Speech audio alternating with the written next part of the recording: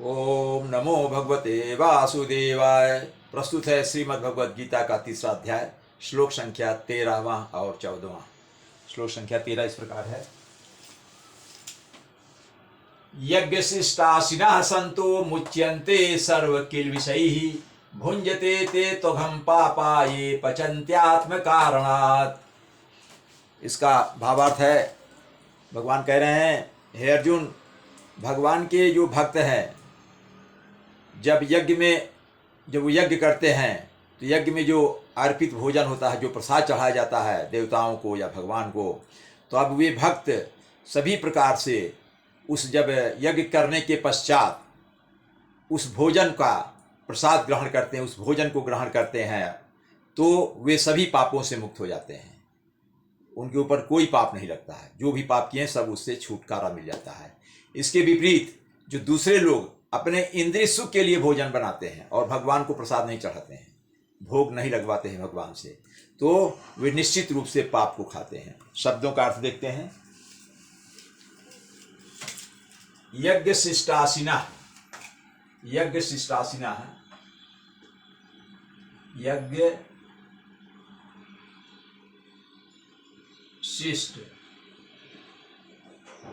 यज्ञ शिष्ट प्लस असिना, यहां समास है। यज्ञ शिष्ट, यज्ञ और शिष्ट साथ साथ लिखा गया है समास। यज्ञ करने के पश्चात जो भोजन, यज्ञ शिष्ट मतलब जब यज्ञ समाप्त हो जाता है, यज्ञ का समापन हो जाता है, उसके पास बचे, उसके बाद जब असिना मतलब भोजन को खाते हैं, ऐसे लोग संता, संत मतलब होता है सज्जन लोग, पुरुष मनुष्य अच्छे लोग, मुच्यंते मुक्त हो जाते हैं सर्व किल विषयी, सर्व मतलब सभी, किल विषयी मतलब पाप से, सभी पाप से मुक्त हो जाते हैं। भुंजते खाते हैं, ते मतलब वे, तू अघम, तू अघम है,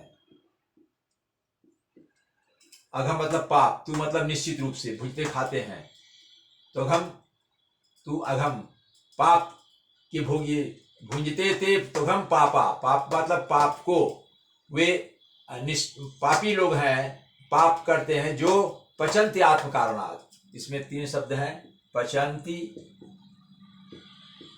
प्लस आत्म, हाँ यहाँ कारणात्, यहाँ समास है।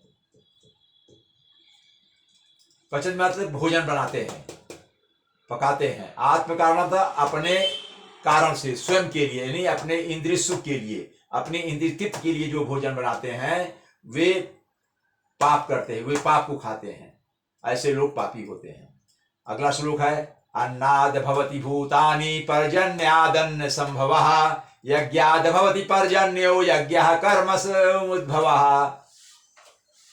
इसका अर्थ है कि भगवान आगे कह रहे हैं, सभी प्राणी अन्न पर आश्रित हैं, बिना अन्न के कोई जीवित नहीं रह सकता है। शरीर का विकास, शरीर का पोषण अन्न से ही होता है, किसी भी प्राणी का। और अन्न कहाँ से मिलता है? वो वर्षा से होता है। वर्षा का जल नहीं होगा तो कृषि में फसलों का उत्पादन नहीं होगा। और वर्षा कब होती है? जब यज्ञ संपन्न करते हैं। यज्ञ करने से वर्षा होती है, अर्थात यज्ञ करने से देवता लोग प्रसन्न होते हैं, तो वर्षा के देवता इंद्र महाराज प्रसन्न होंगे, तब बरसात होगी। और यज्ञ कैसे होता है? यज्ञ नियत कर्मों से, जो आपके लिए कर्म नियत हैं, हर प्राणी के लिए जो कर्म नियत हैं, जो ईश्वर ने आपको कर्म दिया है, अच्छे कर्म करिए, उसके कारण ही वह यज्ञ है। यज्ञ कर्म नियत कर्मों से होता है। नियत जो निर्धारित कर्म है आपके लिए, जो वेद शास्त्रों के अनुसार जो कर्म दिए गए, उन कर्मों को करने से यज्ञ संपन्न होता है। शब्दों का अर्थ देखते हैं। इसमें शब्द हैं, अन्नाद भवति, अन्नाद भवत में अन्नात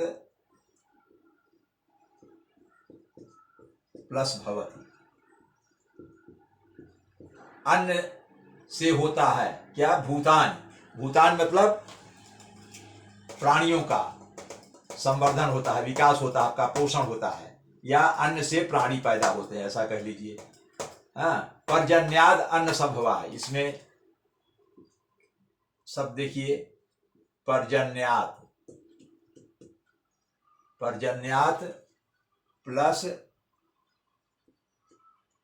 अन्न संभवा,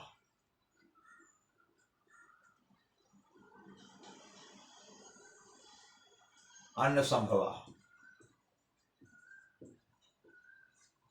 ये है। पर्जन्यात मतलब वर्षा जल से, वर्षा के जल से।